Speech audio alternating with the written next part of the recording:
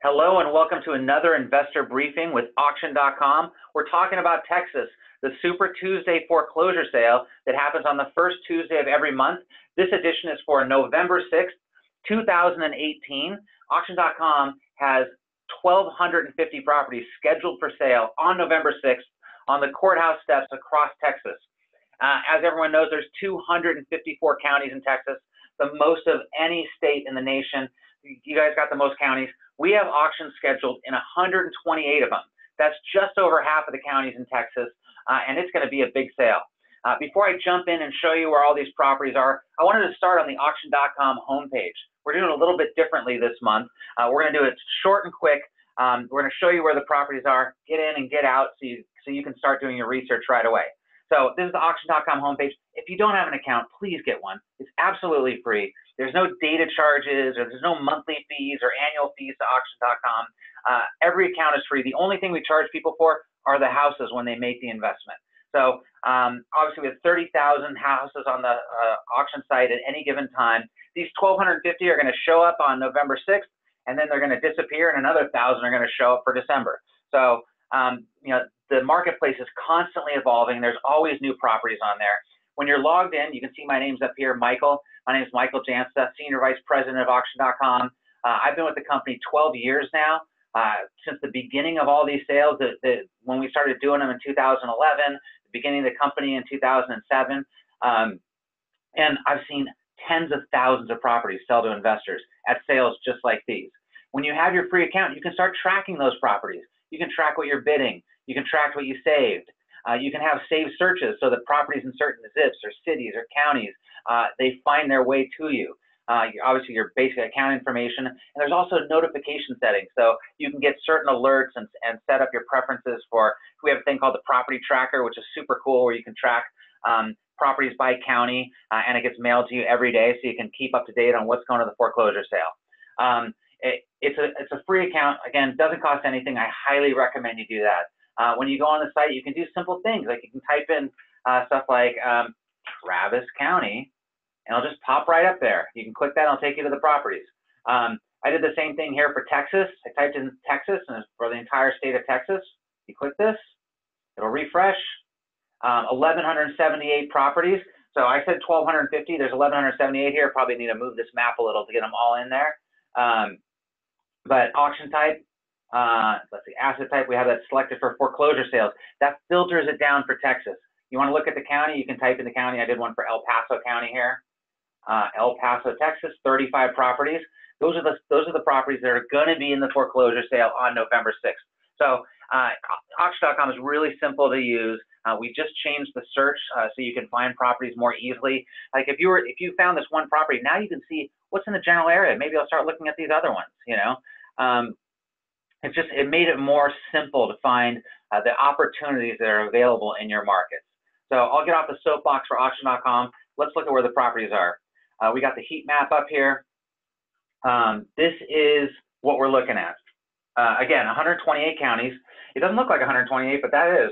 And we see the concentrations in that golden triangle again, right, between the Dallas area, Houston, and San Antonio.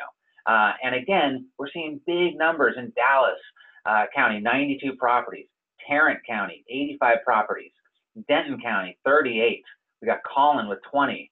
Ellis with 14. Like these are the big population densities, obviously, in Texas. And so you tend to see a lot of properties. Harris, we're still over 200 properties. We've been doing that month after month after month. One month we had 400 properties, and this is carry on from when that hurricane happened late last year. So we're 12 months past the hurricane, but the foreclosures, they canceled them for like 6 months, and we still have a backlog of properties. And we see that all the way along the coast here. As we look at Brazoria County, 21, Galveston County, 28, only one here in Matagorda. But Nueces, we got 29, and that we think is the follow-on from that hurricane event. Jefferson County, 14 here. So Fort Bend's got 72, Montgomery's got 39. These are going to be big, big sales, a huge opportunity at the foreclosure sale. Bexar County is always a big one. It's 108. That's the highest number we're seeing outside of Harris, right? So again, This is where the majority of the properties are going to be auctioned and sell, but there's also a lot of competition there. So you're going to have to, go down. There'll be a lot of people with a lot of money in the room, but there's so many properties that get left on the table. The banks that hire us, the financial institutions, the government agencies that hire auction.com to conduct these sales, the last thing they want to do is own these properties, right? And so they give them to us and say, like, find a buyer for it. We'll price it below value. And I'm going to show you that in a second so you can see that it really is true. You can buy properties at wholesale. If you have a property that's $100,000 in the San Antonio area, to a bank, it's worth less, right? I like to say it's not worthless, but it's worth less because it costs them so much money to foreclose on these properties and then own them and then manage them and get property management companies and agents and put them on the market and pay commissions. It costs tens of thousands of dollars to do that. So they'll take the hit right at this courthouse sale, and we're there conducting the sale, and we see these properties sell for 70, 60, 50 cents on the dollar. So you have a $100,000 property, sells for 62. $120,000 property, sells for 75. Like all day long this is happening. And even though there's 108 properties that are scheduled for that sale, we're recording this 7 days out on October 30th, that'll probably go down to about 50, right? There's going to be a bunch of cancellations. Some people are doing short sales, loan modifications. They're doing deed in lieu of foreclosures or declaring bankruptcy or one thing or another that's going to cancel that sale out. But when you're looking at 108 7 days out, you know there's going to be 50 properties that are going to clear for sale, and they're going to be auctioned in that room. And guess what? They don't all get sold. Well, we're going to sell 35, 40 of them, right? But that means there's still going to be 10 or 15 properties that don't sell that you could be buying at that sale. And I guarantee you these things are priced for investors. El Paso, 36 properties. We're going to bring to sale 20. And we always see El Paso is soft. It's a soft market for these foreclosure sales. Not a lot of people show up to them. A couple people do, but they don't buy all 20. They buy like 5 or 6. This is one of those places where there's always going to be an extra 10 or 15 properties.